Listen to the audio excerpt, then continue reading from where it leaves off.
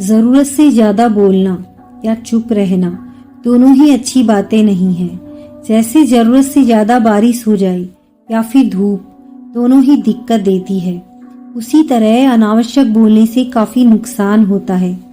अगर आपको कहीं चुप रहने से आर्थिक लाभ हो रहा है तो वहाँ चुप रहने से कोई समस्या नहीं है।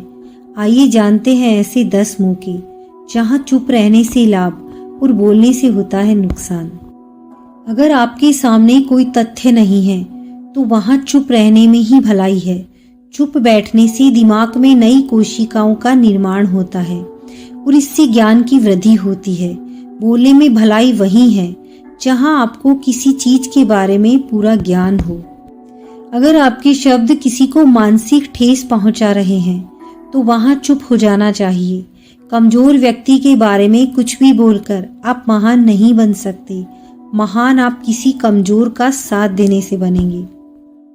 कोई वस्तु आपके लिए अपवित्र है और वही वस्तु दूसरों के लिए पवित्र है तो वहां आपको चुप रहना चाहिए। अनादर हमें किसी भी चीज का नहीं करना चाहिए, चाहे वह किसी इंसान को लेकर हो या फिर किसी धर्म को लेकर। अपमान करने से आप महान नहीं बन सकते। चुप रहना आदर या सम्मान देने की निशानी होती है। इससे न कोई छोटा होता है और न कोई बड़ा। अगर आपको क्रोध आ रहा है तो आप या तो वहां से किसी का अनादर किए बिना चले जाएं या फिर चुप रहें। क्रोध करने से आपके रिश्ते खराब होंगे। क्रोध करने से हमेशा क्रोध करने वाले व्यक्ति का ही बुरा होता है। अगर आपका किसी मुद्दे से कोई संबंध न हो तो वहां आपका चुप रहना बनता है। बिना किसी वजह अगर आप दूसरों के मुद्दों पर बोलेंगे तो यह आपके लिए अनिष्टकारी रहेगा। इसमें केवल और केवल आपका ही नुकसान होगा।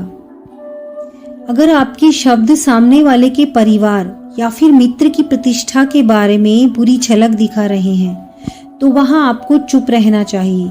किसी के परिवार या फिर मित्र के बारे में बुरा बोलने से केवल आप ही बुरे बनेंगे।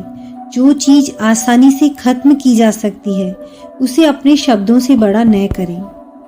अगर आप बिना चिल्लाए कोई बात नहीं कह सकते तो वहां आपकी चुप रहने में ही भलाई है। किसी पर चिल्लाने से आपके व्यवहार के बारे में पता चलता है। ज्यादा बोलने से चीजें हमेशा खराब ही हो जाती हैं।